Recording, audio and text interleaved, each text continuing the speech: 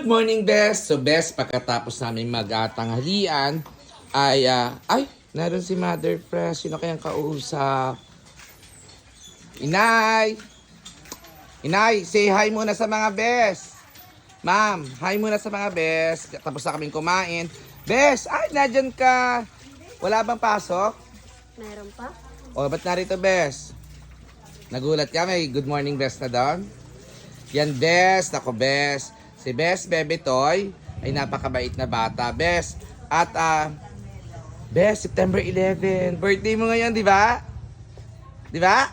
Tanda ko, Bes. At birthday ngayon ng dating President Ferdinand Marcos, yung tatay ng presidente natin ngayon na si Bongbong Marcos. So, Bes, happy birthday, ha? At ganyan sa Barangay First Bes, sineselebrate namin at binabati ko ang lahat ng birthday kung alam ko ng mga bata, Bes. So, Bes Bebe Toy, magbabait. At ilang taon ka na, Bes? 10 po ngayon. 10. Bes, kailangan ang bata. Bes, stay happy, ha? Stay fresh. Stay fresh. Pero, Bes, paano magiging fresh? Maliligo araw-araw.